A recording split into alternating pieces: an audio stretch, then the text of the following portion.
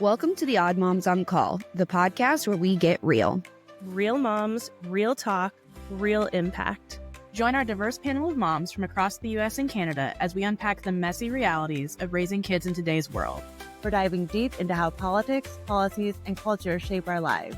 And most importantly, we talk to our kids about it all. Get ready for honest, unfiltered, insightful, and sometimes odd revelations as we make sense of the world, one conversation at a time. Hey, guys. Welcome to episode 9 of Odd Moms on Call. I'm Britt, and I am so excited to be chatting with you today. Our episode is going to be quite heavy because headlines have just been heavy. There was the large mass shooting recently in Minneapolis. We're going to be talking all about mental health, the things about anti-LGBTQ laws, crosswalk removals, and all the things, and kind of how we are zooming in on these events and what it means for us and how we are parenting our kids in this crazy climate. So again, I'm Britt. I am the host of the Odd Mom Pod, and I'm excited to be joining y'all today.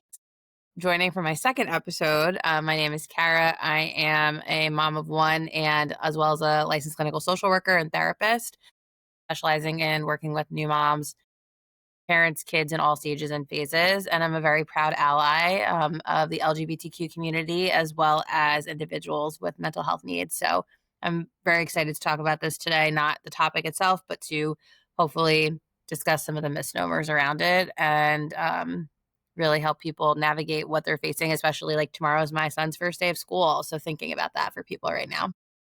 And I'm Jess. I am a licensed psychologist, mom of 2, host of Psych Talk podcast.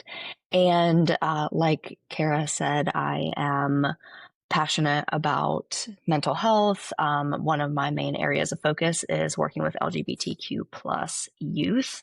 So this is a topic that, like both Britt and Kara, I'm very passionate about talking about. It is heavy, but it's a much needed discussion. I love this so much. I guess I didn't really go in depth with my intro because I'm cool like that. But I am a member of the LGBTQ IA plus community as a trans individual myself. I'm trans and non-binary and very much on the queer spectrum as far as all that goes, and a mom of 4. I'm currently a registered nurse, and that's my main gig, working in the emergency department in a high needs area here in Oklahoma City. And so it's been interesting to kind of see how all of this is impacting people along all spectrums of life. And I'm sure you guys see that too with your profession. So let's start with, I guess, the story that's been kind of impossible to avoid this week, which, like you were talking about, start of school and everything, is another mass shooting. But instead of focusing on the weapons or the laws that could actually protect people and the narratives that have been twisted in ways that hit home close specifically for LGBTQ and trans families. So let's kind of jump into that. How are you guys handling that? Are you guys talking about to your kids about these things? Like, my kids are older. All 4 of mine are in public schools. And so active shooter drills and things like that are something that has not been unknown to my kids or my family for a long time. But Jess, is this your first year kind of ramping up into that? And how are you navigating that? So it was interesting. Yesterday we were driving and my daughter, who's 4.5, just saw a flag that was at one of the fire stations we were passing. It was half-mast. And she goes, "Why is that flag not up all the way?" And my husband goes, "Oh, the shooting this week." And I was like, okay, let's take this different approach. And so I just said, when people die, sometimes flags are put at half-mast. And she asked a few questions about it. But that's really the extent of talking about it. But with regard to being a mom and public school, so my kids' daycare, since my daughter has been in daycare, shut down one day a year to do active shooter training for the teachers. And I remember when she was an infant getting that first letter and being scared, but also saddened but also thankful, like scared that they're preparing that this is a possibility, saddened that it is a reality, but also thankful that even though, the kiddos are so young, the teachers are taking initiative to learn what to do in that situation. But I still hate the fact that we have to even think about that. Kara, how are you feeling with your kids starting school tomorrow? Oh Yeah. my gosh, I So, totally messed up who said was starting school tomorrow. oh, That it's was my fine. bad. It was fine. We're going round robin. We're here. It's all good. No, what was I gonna say? Yeah, no, my son's 4 too. It's his second year back in the same school. He's in like a private preschool right now. And I was thinking, actually, it's interesting since this has happened that because there were so many other things going on with him starting school that I didn't dig too deeply into how they handle things like this and what their drills are like. And I'm going to ask them now because it was something that hasn't even crossed my mind. And I think sadly that's because it shouldn't have to. But I do worry about him. He's in a program now that supports his needs because he's neurodivergent, and just being able to access like, you know, anything from understanding the directions to like why is this happening and how like sensory overload that might be. I just think about what that would be like for him. And I started out my career before I ever was working in private practice, working in schools. So I remember doing these drills, and I think about that now as I send him off. I remember doing training a while ago, called Alice training. So that was the type of response our school had, which is like a fight back approach. And I remember we had police come in to drill with us. And I took like a cart, like a rolling cart, and held it up like a shield. And they told us they were going to have people come in and to actually attempt to like fight back to practice this. And I was like the only social worker in the school district, and just thinking how like this is in and of itself, this like reenactment to practice this is like so activating for people. And I was quite activated to the point that we did not know that the drill was over because they messed up the communication. So when the guy came in, we all went at him, and I literally like threw something at him, and he was like, stop, stop, stop. And because I was so like, I'm going to fight back. And the joke was like, oh, if this ever happens, I want you in my classroom, to me. And I was like, I hope this never, ever happens and we never have to do this, because this also just showed how disjointed this can be. And I think that that is something I carry with me, of how we're now asking kids to go into situations and parents to have so much trust. And I know what it's like to be on both sides of this now. And it is so unsettling for me. And yeah, it's just, the whole thing is just really just so disjointed for me, just thinking like, how are we supposed to navigate all this as parents? My son does not know what's happened. We're at the age now where we've passed cemeteries and we ask about what dying means. So that's coming up. And I think that eventually this is the next phase where he'll start asking me questions about this kind of stuff. And I think I'm holding on for dear life for him to not have to know any of that stuff that I know, because it's so daunting when you've been on both sides of it. Yeah, I think I've never been a teacher and haven't really ever like worked in the school. So, any of the kind of drills that I've done at work have been primarily like mass casualty drills working at the hospital, and how that's different. And, even with this last one, I saw like a news story about one of the nurses who was working at the hospital, and one of the children that ended up coming in ended up being one of her children. And like, I genuinely, like, those aren't things that I think you prepare for. And the fact that we are, in a country and in a situation where this is something we are having to prepare for is mind blowing. I think, I really want to touch to, with this specific school shooting and the shooter being trans, and the twisting of the right-wing media into now this being an identity story, and people are talking big about how, oh, it's, it's not the guns again, it's the identities, it's the people kill people, and the mental health that people often cite as like the main cause. But then at the same time, we're looking at, Trump and our Republican Party across the board are cutting resources and blocking gun reform. And now, yet again, weaponizing a false sense of the story, a false side of the story, to fuel stigma against LGBTQ plus teens, families, and particularly trans youth. And that's something that's been so big about this administration in general, and something we've been seeing consistently since January now is these attacks. Two of my kiddos now are saying that they also identify as non-binary. And so, being in Oklahoma, I'm already having a hard time with my kids coming home and being like, they tell me that I'm just a girl and that I need to be quiet. That's what they're telling my kids, and in public school, and my kids that are experiencing this are in first grade and third grade this year. And it's just terrifying, the fuel as far as continuing to kind of like scapegoat trans communities and all of that. And it's not just about distraction. It is about scapegoating, because we're watching trans people again get blamed for violence that they almost never commit, and the real patterns of who's pulling the trigger and who is actually at the root of this being an issue are going ignored. Yeah. Yeah, I've seen all over social media of people being like, see, it's a trans issue. And I posted something before because I knew that was going to be the narrative.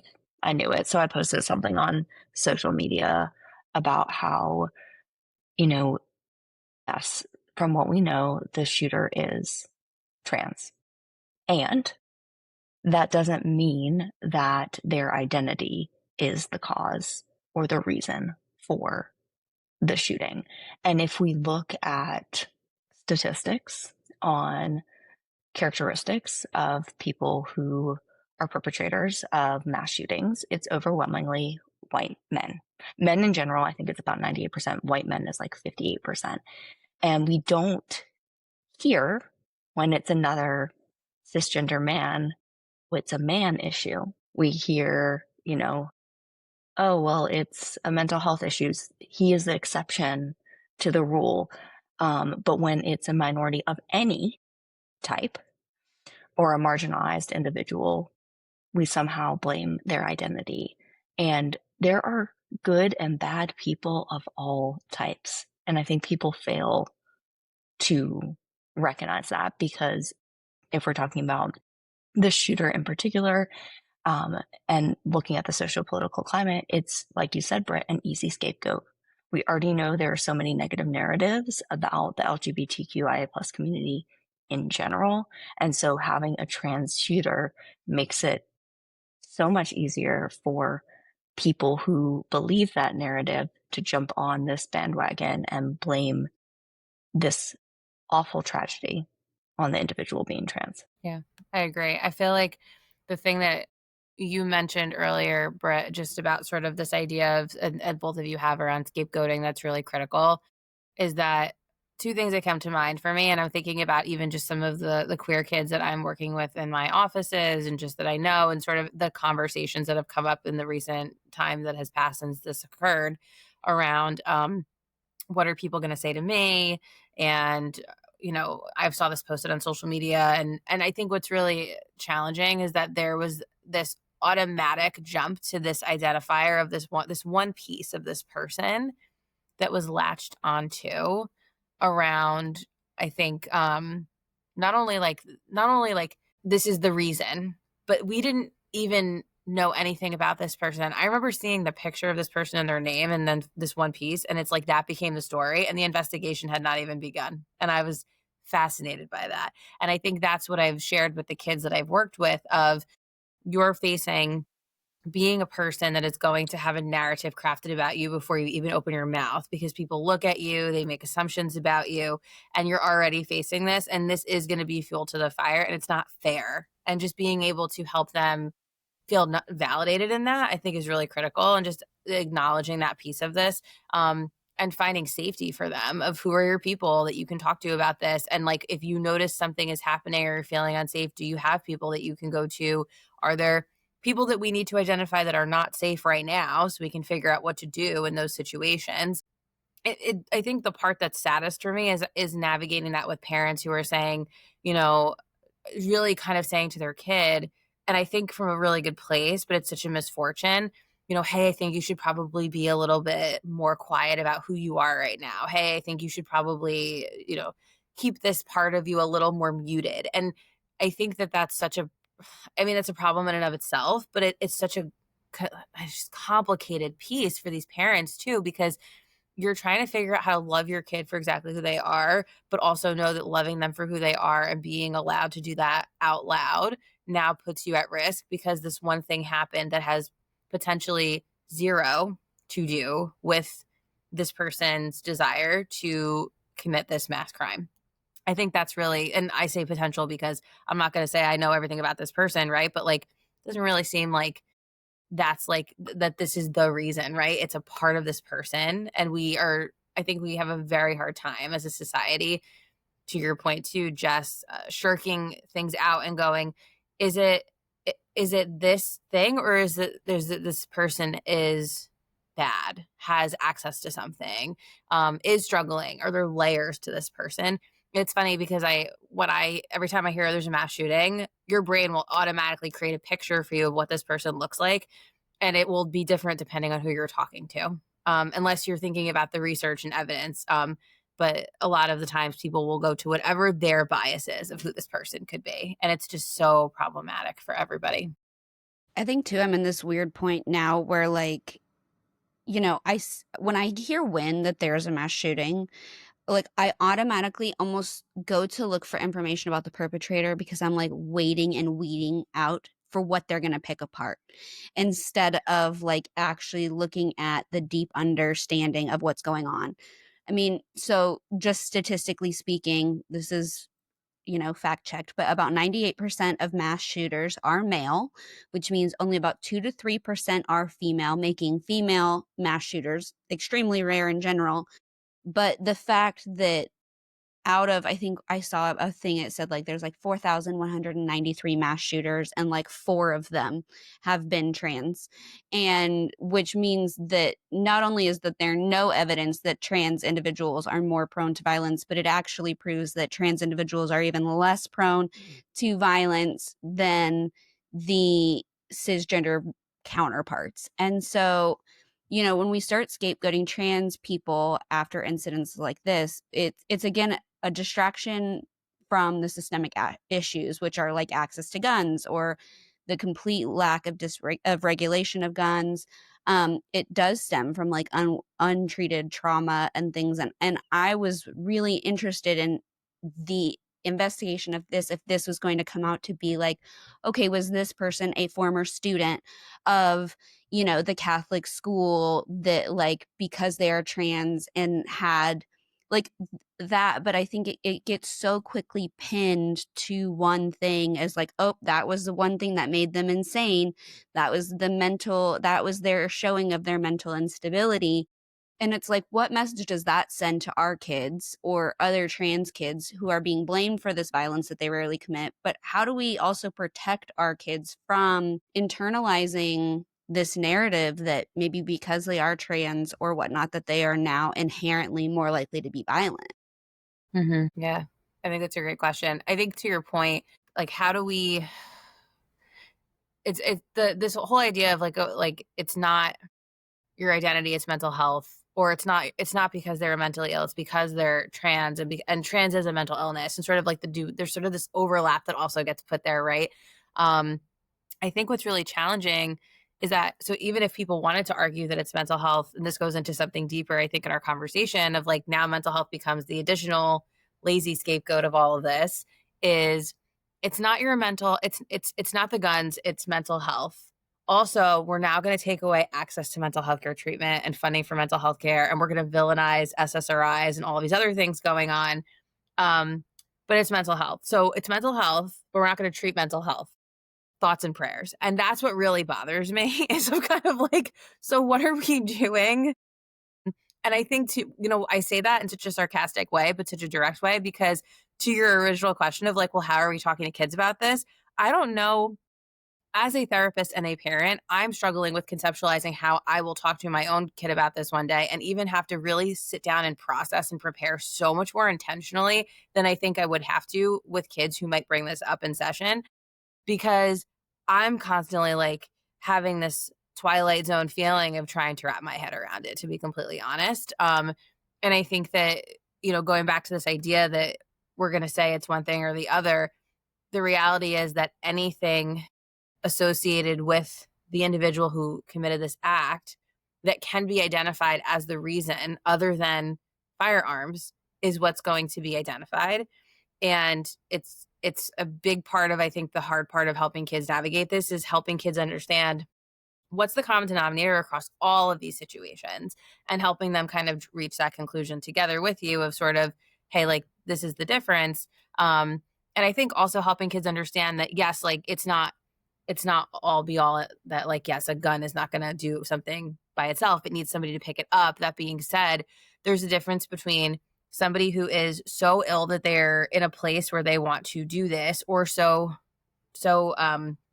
potentially leaning in one very extreme direction that this is the only option that they believe that they have or choose, and then somebody who's struggling with their mental health. Because now my other concern is, how are kids going to actually talk about mental health?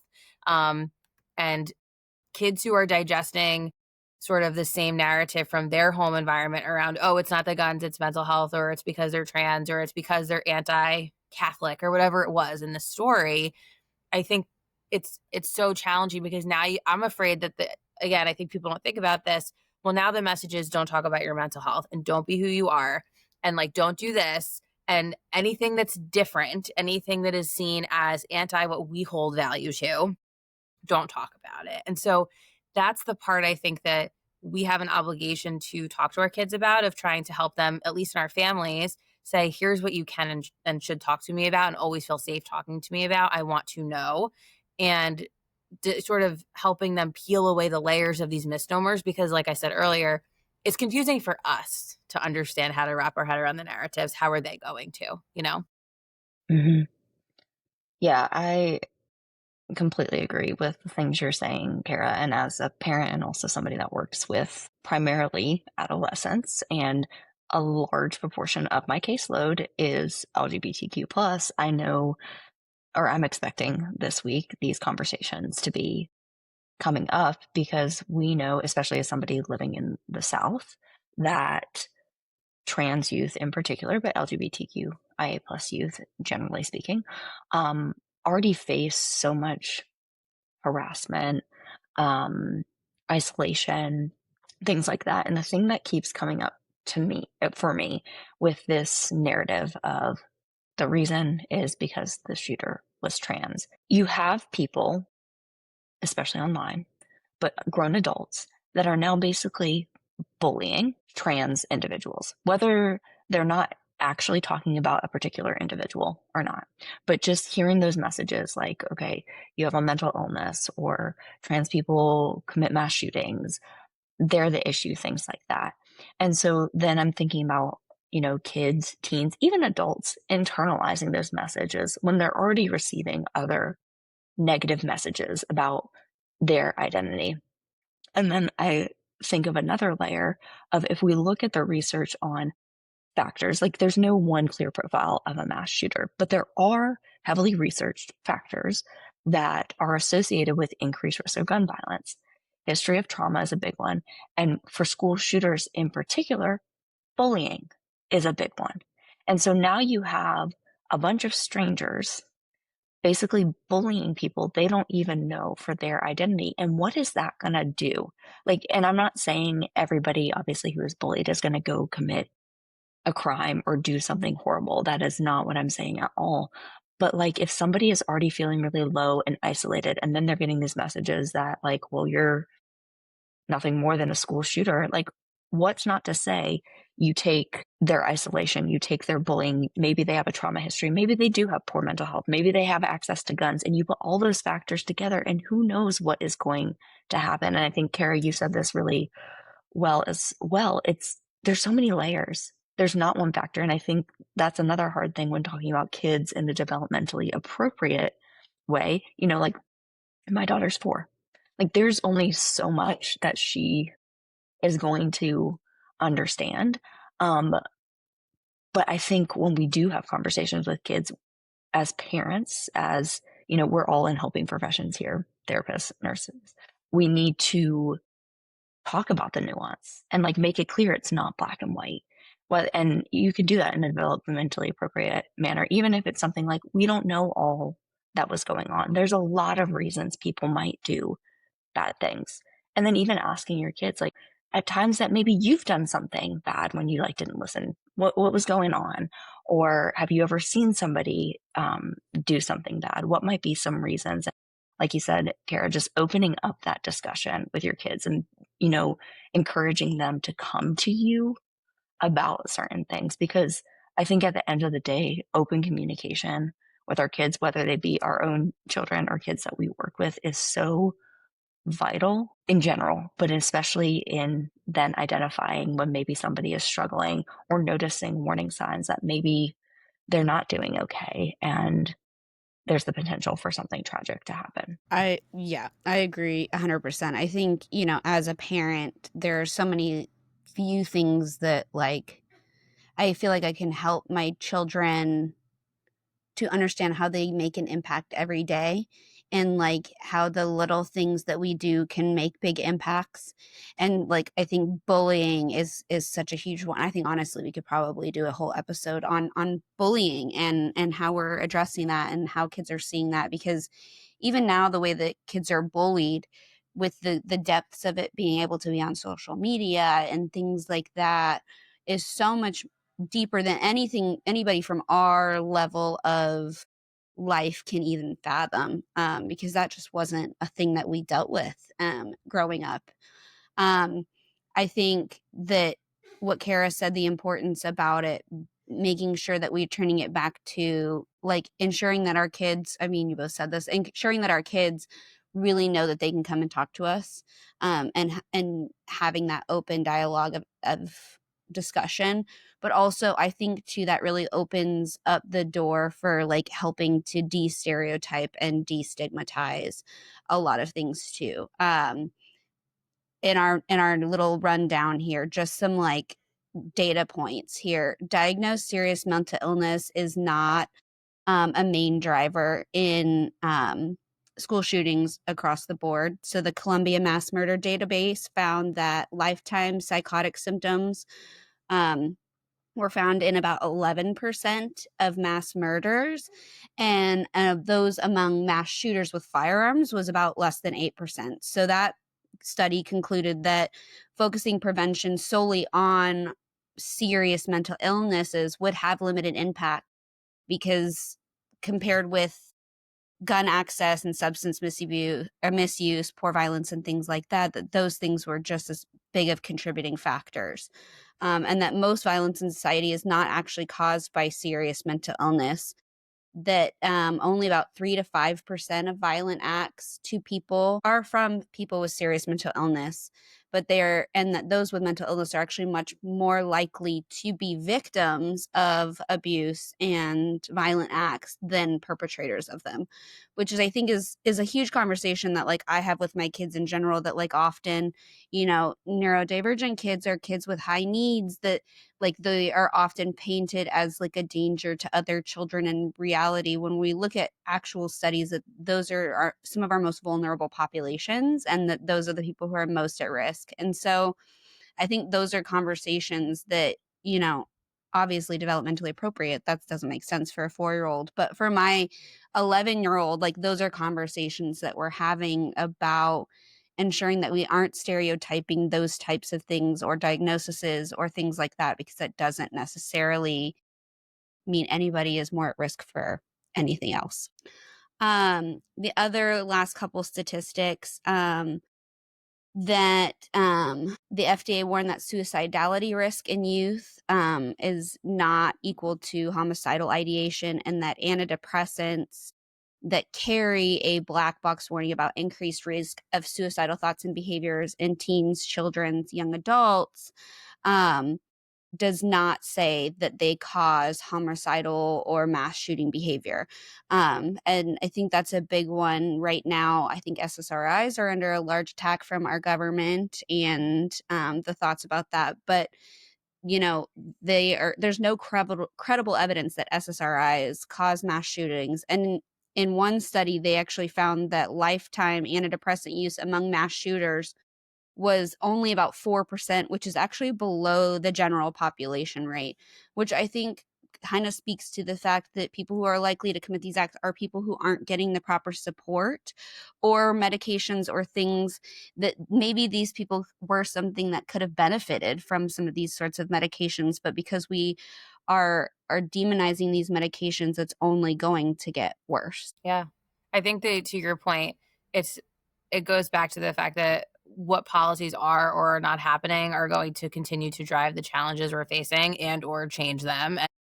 And it's not just these policies around mental health, it's also the symbolic impact of the policy. And so, to that point, thinking about the fact that how we look at the overlap between who we're talking to and how they view what is mental illness or mental health and what is identity or sexuality, and gender identity as well, people are sort of not understanding those concepts individually anyway, and they're sort of blending them together now. And the symbolic attack that's coming from the way that policy is or is not being driven and or being responded to is now happening in other places, just like it is around mental health. So in Florida, we're seeing like rainbow crosswalks and murals being erased, and we're constantly seeing shifts in the way that communities are now really directly starting to undo or overtly share negative assertions and perspectives towards the LGBTQ plus community and families. And it's really impacting, I think, feelings of safety, feelings of stability in communities. I know I certainly have had many conversations actually with some of my own clients who are queer parents about their experiences and their fears of what their families may experience. And I guess I'm curious for you too, what your thoughts are on how do we explain that erasure, the omission, if things are happening in our communities or our kids are seeing things in the news around changes that are being made and sort of what that message is and how we respond to that message when it comes to what they might be facing or what their friends are talking about or other families are either asserting positive sentiments to or also just sharing when they're around, and what you guys are noticing about that. I think, all these conversations are difficult in general. And, when I think about like conversations I'm having with kids, quote unquote, it's usually not my kids because my kids are 1 and 4. But I think about the conversations I have with my clients. And a lot of times, it's a balance of just giving them space to say what they have heard, their understanding. There are times they will ask me for clarification on things. And a lot of times when that happens, to be as objective as possible, especially if we're in an in-person session, I'm like, hey, let's look this up together. Let's look up a few articles together, because obviously I don't want any of my biases or preconceived notions to come into the therapy room and influence my clients one way or another, especially because I'm not their parent.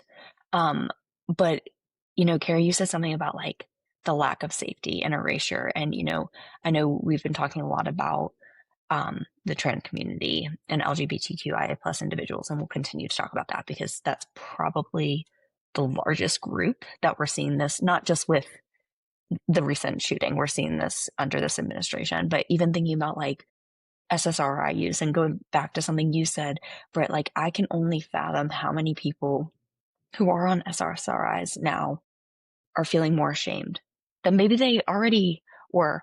Maybe there's people that are like, I'm going to stop it because I don't want people, even if I know it helps me, I don't want people to assume that I am going to go out and commit a mass shooting. And then people aren't going to talk about how they're feeling. And to your point, Britt, that you made earlier, if they're not on the medication that is helping them, who knows what that outcome is going to be. And, we're just villainizing so many groups of people. I just feel like I said, the conversations are hard, they're necessary, but I think the first step is giving people space to, talk about what they've heard and understand, especially when you're talking to kids, because you don't want to give them too much information that overwhelms them. So I always like to start a conversation like, what's your understanding? What have you heard? What are your biggest concerns? And let them take the lead. And I think as parents, and, this is not the same thing at all, but we watched Wicked in my household today. So it was a lot of lessons about being kind to people because your actions have consequences. And I think there are ways to integrate developmentally appropriate, conversations. Hopefully my 4-year-old doesn't come home this week saying like people are talking about the Minnesota shooting, but if she does, we would have a conversation about it. But I think, going back to the themes of bullying that we've already touched on, talking about people are different, these are things that you can notice. If somebody's alone at the lunch table, invite them over. If you notice kids are being mean to other kids, speak up or tell a teacher. Like, teaching kids behaviors young, even if we're not talking about the exact thing, teaching kids about inclusivity and kindness, I think that modeling those behaviors and teaching those behaviors young, even if you're not having the direct conversations, can be helpful steps to then opening the door to the harder conversations when they are old enough to have them. I think this is so huge, and something like now that like I feel like I'm more of like I'm getting to that like veteran parent stage, right? Where like I've parented enough kids and like I've done the school thing. I've done that with like multiple kids, and I fostered for years. So I've had up to kids up to 13 before. So like I think that's where you really start to see though like the difference in having these conversations early, and having these conversations in like a foundational way. And when we're talking about like this erasure of the symbolic erasure, when we're talking about how are we making sure that we're giving our kids the foundational knowledge and securement and understanding that if something is said to them that they're not completely confused and taken aback because they have some sort of foundational understanding. But like also, how do we make sure that we are not burdening our kids with these additional things? Because now we're finding, what our age range of people, we were so parentified that carries its own other level of trauma of being so aware that can also cause issues. And so, I think the big thing that we can really do is ensuring that we are teaching our kids that foundational understanding of like not everybody's going to believe the same thing as you do.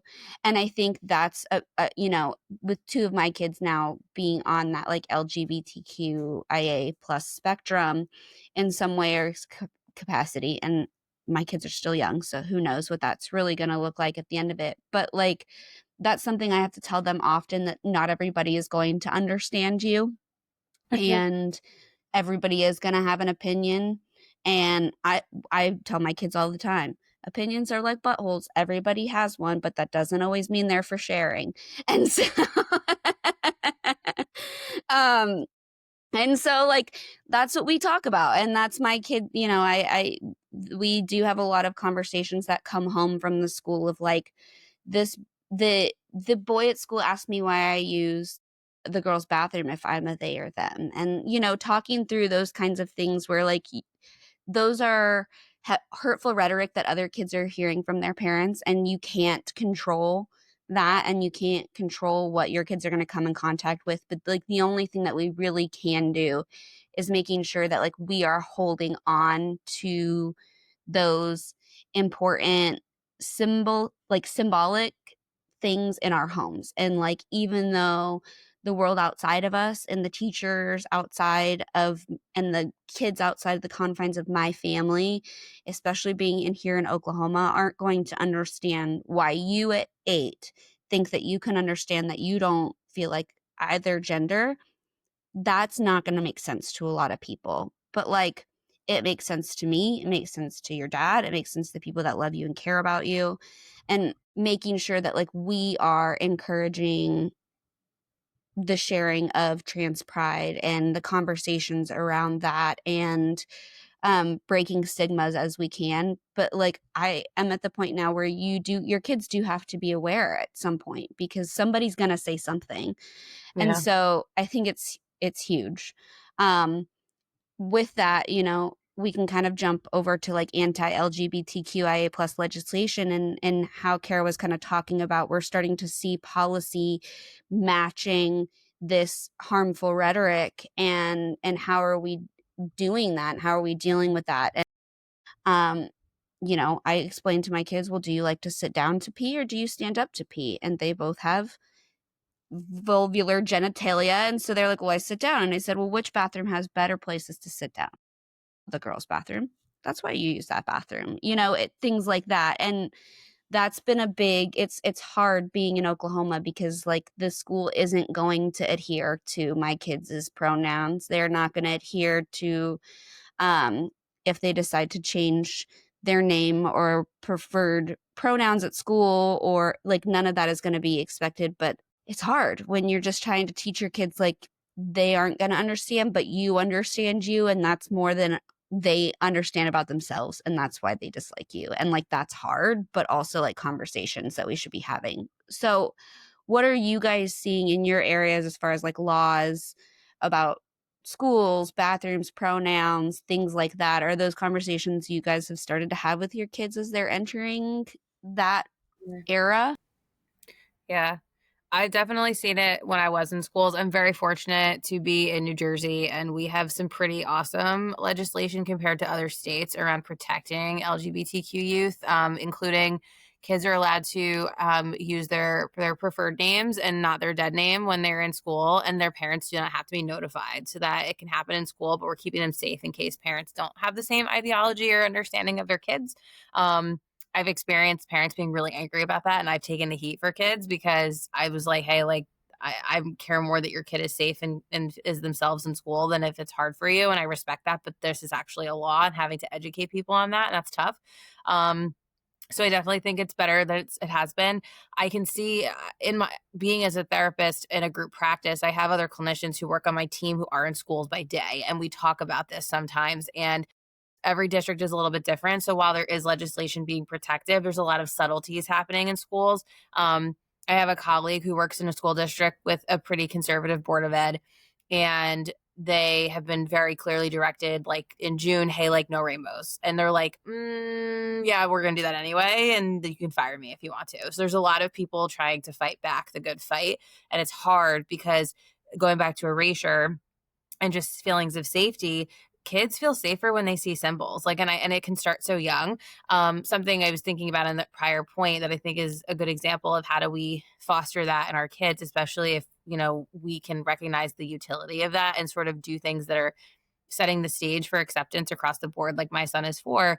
It starts with just how we respond to basic things that they question or do. So like, for example, if my son sees me putting makeup on, he'll go Mommy, why are you doing that? And I go, oh, because I like it. And he'll go, why do you like it? It's fun. Can I do makeup? Yeah, here's a brush. Do your thing. And like, he'll put on some like bronzer or brush. I'm like, all right, I'm like, it's a little too much. We got to like tone it down, friend. But you do you. And like, or like if I was painting my nails, he'll be like, I love your nails, Mama. Can I paint my nails? Yeah, sure. Go ahead. And like, and I'm really glad that I have a husband who's also a teacher who will be like, yeah, like let him do it. Like, who cares? And like, and it's like, it's not, like we decided that somehow in this society that like all these things are specific to a gender. And he's like, yeah, like it's paint, like it's color, like who cares? So it's very much about those narratives that we can instill in our kids earlier. And also just explaining things very matter of factly. So like when I have a really good friend of mine, and they have children, and it is 2 moms. And my son was like, oh, they have 2 mommies. And I was like, yeah. And he said, that's cool. And that was the end of that conversation because he's 4, and it was just like, yeah, that's how it is.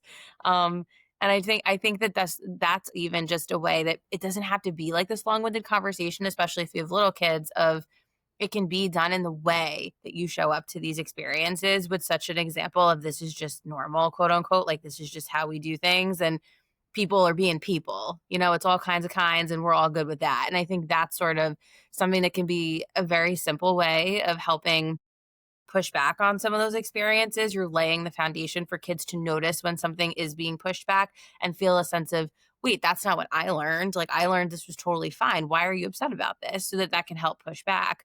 And I think that a lot of us as adults have the responsibility to notice when kids are in systems or experiences where they're going to experience that pushback. And it's tricky when it's legislated. I mean, I'm licensed in other states where it's not like that. And I know that I'm very fortunate in the Northeast that it's a little bit of a different climate, and we have some pretty strong advocates in this community doing work to ensure the safety of our queer kids and just families. But it's something that from a de facto standpoint, not necessarily a legal standpoint, it's happening in communities everywhere. And the unfortunate part is it paves the way for law to change, because there becomes that subtle message that, yeah, we want to, remove quote unquote gender ideology from health education, when really we're just talking about bodies and identities, and it's just like who people are. And that's, I think, one of the challenges is people are afraid of what they don't know or understand. So the more that we teach kids that this is okay, and there is a sense of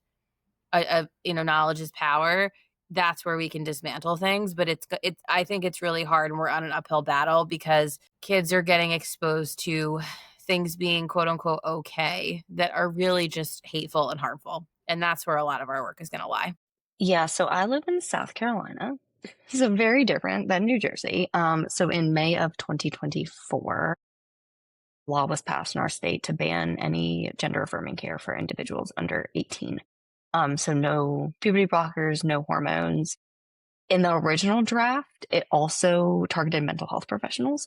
That was taken out because then mental health professionals, including myself, wrote to legislators to be like, what do you think mental health professionals are doing? We're literally treating their comorbid, like depression, anxiety, things like that.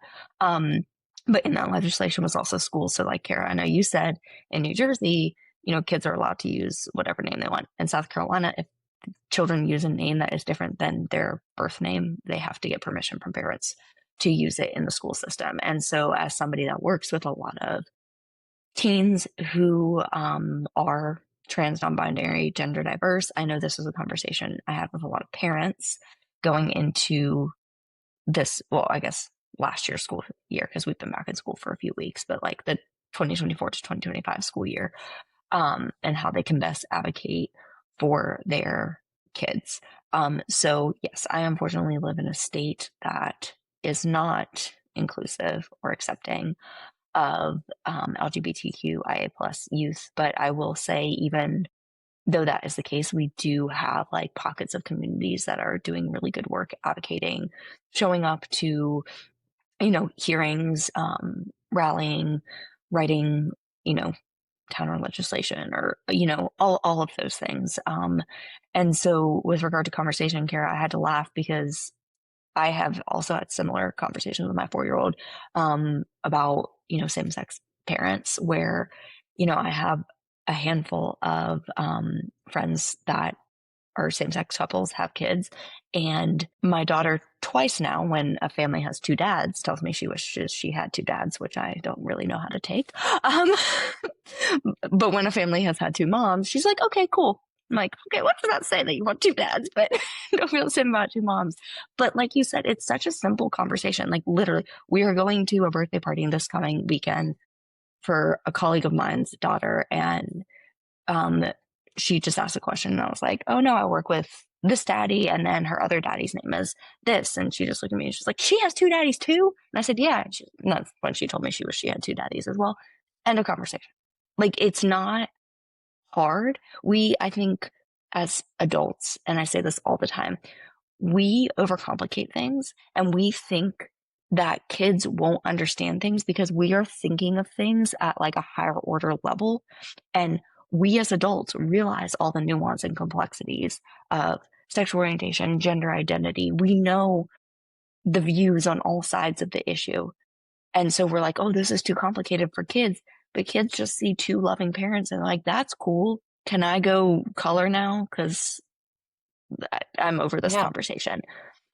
Like, it's not difficult, but when people are scared to even address the questions their kids bring up, that's when kids then pick up on our discomfort and are like, oh, am I not allowed to ask this? And then that's when kids, and this goes for anything, but that's when kids go to peers or the internet to find out things. And like, as parents, we should all have a goal to foster relationships with our kids where they can come and ask us questions, even if they're hard, even if we as parents might be taken aback or get upset at first, because otherwise they're going to find out answers from somewhere else. Britt, you said something very similar to that a few minutes ago. Like, kids are going to, if we're not having the conversation, they're still going to find out. And would you rather them find out information from you or from little Johnny in the back of the class. Yeah, I think I have to often remind myself that like people with opinions opposite of mine are also being very loud in their homes to their children.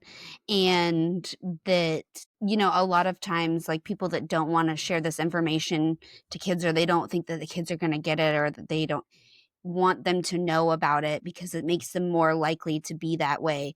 It's all because that the like underarching theme of that is that that is a negative way to be, and it's going to be, I think I think if we give kids more information, kids will call out adults.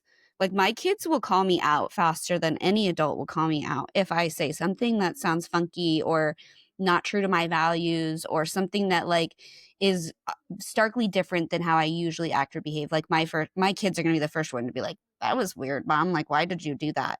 And I think, you know, when it goes to show like the level of communication that you have with your kids when you are able to talk about these sorts of things, and to give them that comfort in talking about things with you. And I think, you know, as adults, especially with adults with various life backgrounds and experiences, like the nuanceness of all of these topics feels so large because of people's misunderstanding of a lot of the things, that helping our kids and giving them language and understanding of honestly just the solid basics of it, like just the solid basics of like people can love who they're gonna love, and like you're gonna love who you're gonna love, and like that looks different, and everybody is different, and all of our individual things are what make us beautiful and incredible, and what makes us different is what makes our world a better place, because we all can learn and grow from each other.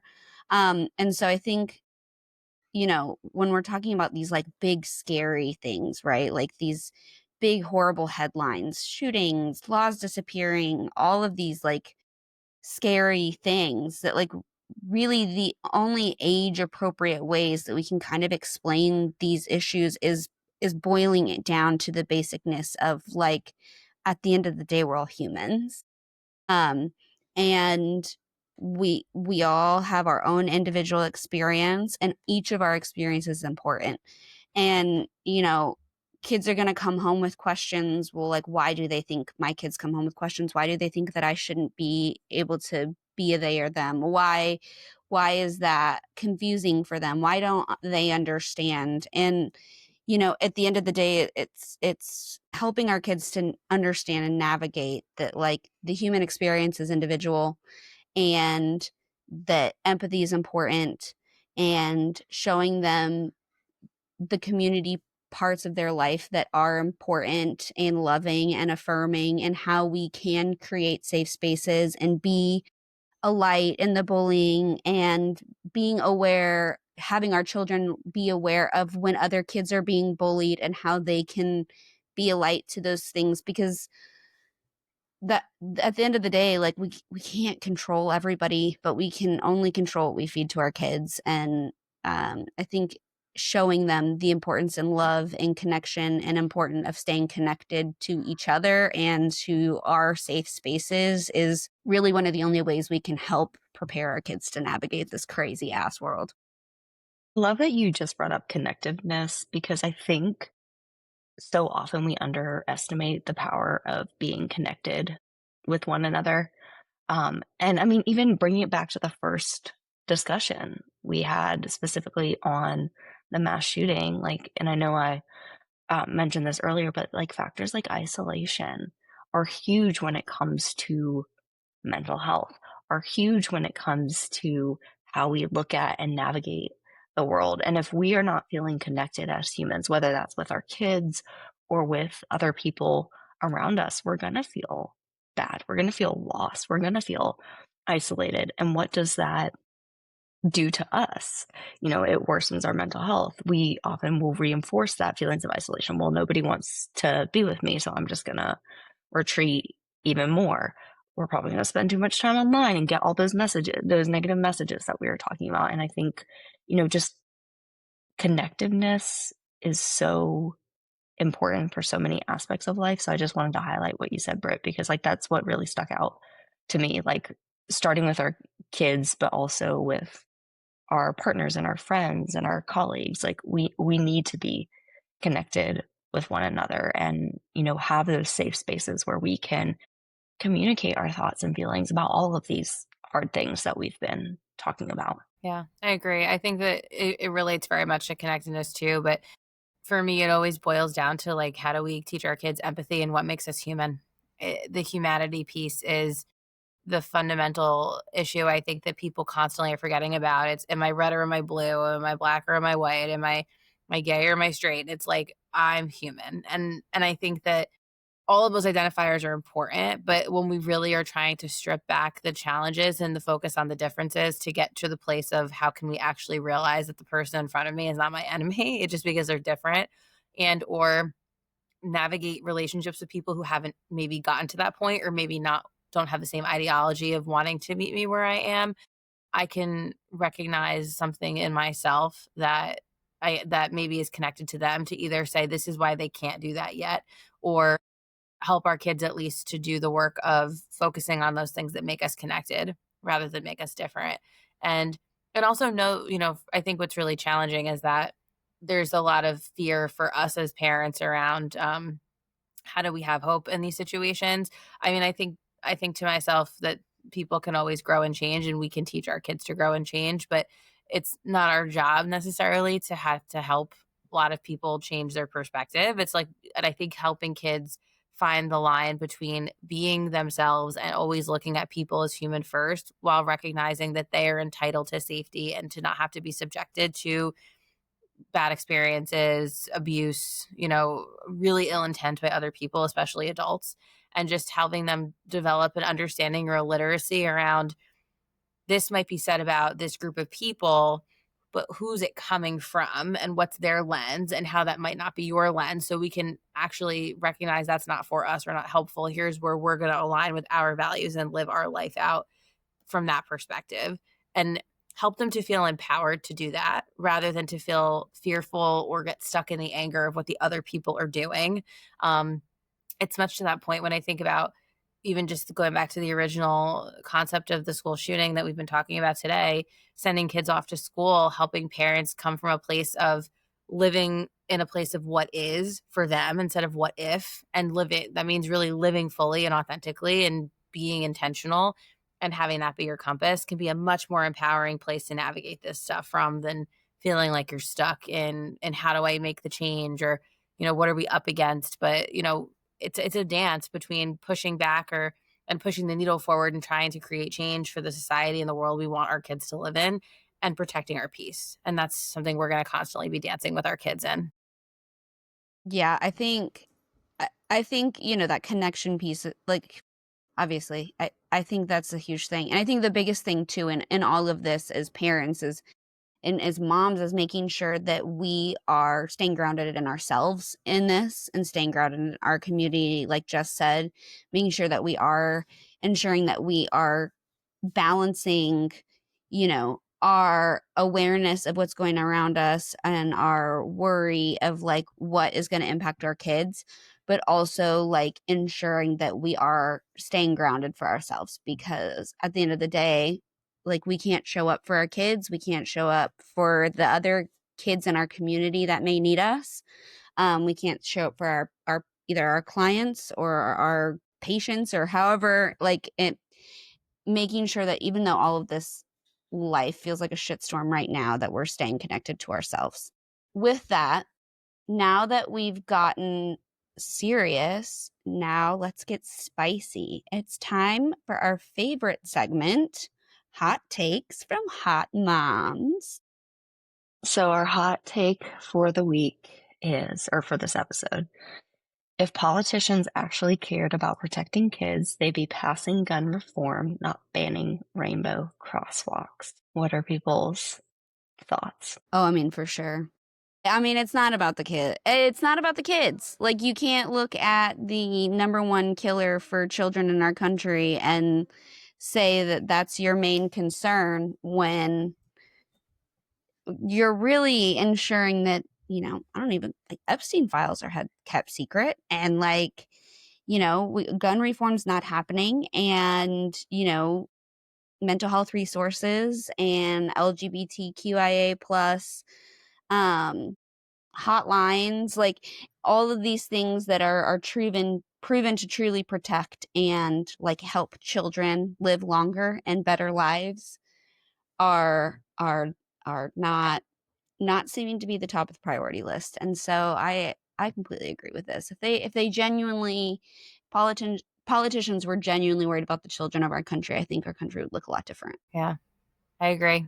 I agree with this statement. Unfortunately, I think if politicians saw the dollar signs equated to kids, maybe they'd care. I think that's part of the problem is it's follow the money and follow the lobbyists, and the NRA and these organizations have quite a pull, and so they're getting the focus on them and what they want. And as a parent, that really enrages me. Because as we know, kids are priceless. So yeah, but I agree. I think that if they actually cared about the kids and they wanted to do something about it, it's like the whole thing. Like if he wanted to, he would. If they wanted to, they would. That's the problem. They just do Well, not and care. none of their kids are in public schools. So like this isn't actually like a threat for any of their children or any of those that actually even have children, right? Like That's true. that's what's crazy is it's not. Yeah, they're legislating other people's kids. That's it. Yeah, I agree. And I mean, going back to something we already talked about in this episode, I think doing things like banning rainbow crosswalks is a scapegoat. It's a distraction. I think also, if I'm looking at this very objectively, enforcing the gun laws we have, actually, passing certain gun reforms, even things like red flag laws in every state. There's not in every state. Or, mental health resources. And yes, like I know we've mentioned, there's been billions of dollars in cutting that. But like, even that aside, like if we truly look to overhaul our healthcare system, we all work in healthcare, whether mental health or physical health or both here, like that takes a lot of effort. And that's not an excuse, but I think a lot of times our government, regardless of who is in power, goes for things that are easier to do. And whether that be easier and actually make an effective change or easier as a distraction or scapegoat. Because the reality is, like, I'm sure the three of us sitting here could all say, like, truly overhauling our mental health system would take a lot of work, a lot of collaboration, a lot of layers and things like that. Do I think our kids are worth that work? Absolutely. But at the end of the day, like, people want to pass legislation that's quick. And that speaks to the things that, like the hot topics that people are currently enraged about. It's a lot easier to pass something to say, like, hey, you have to paint over the rainbow sidewalk or walkway.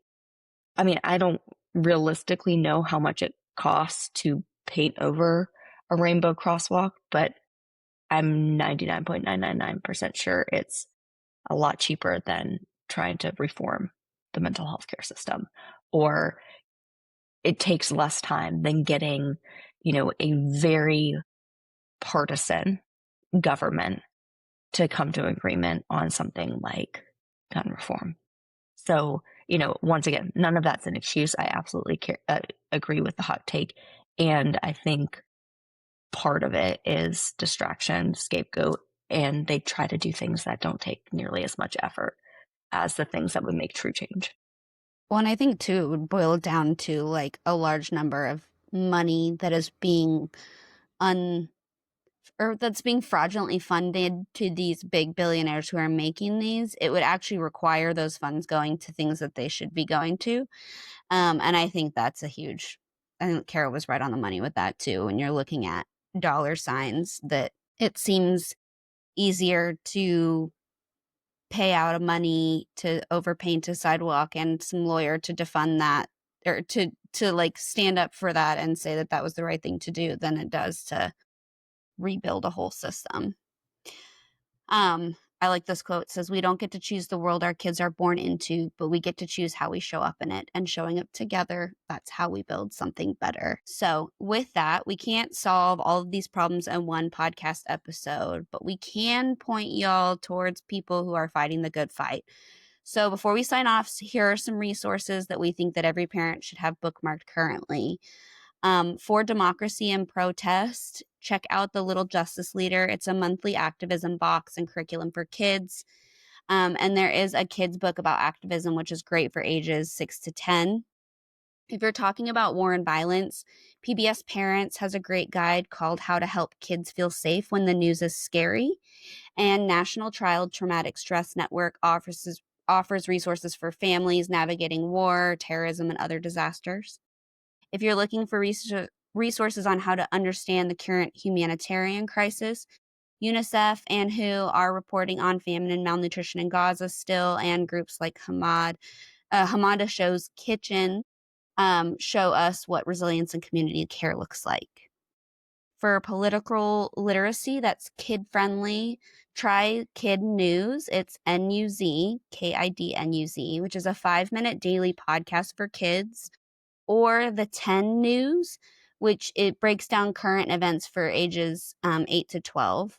And the Newsomatic app is also a great tool for global perspectives for kids as well. For parents who want to take action, we recommend looking into Moms Rising for advocacy on family policy, the Vote Mama Foundation to support moms stepping into politics, and We the Parents, a nonpartisan support group that equips families with civic tools.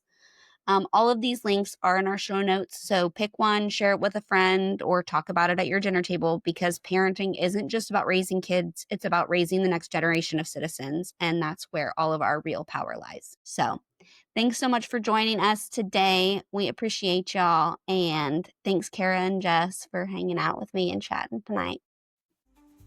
You've been on the line with Odd Moms on Call. Because parenting doesn't come with a manual, but at least we've got each other. If you've loved this episode, don't forget to subscribe. Leave us a review and share it with your fellow moms or anyone else who could use a little chaos with their coffee. Got a hot take you'd like to share? Send us a message or shoot us an email at oddmomsoncall@gmail.com. We might just talk about it on the show.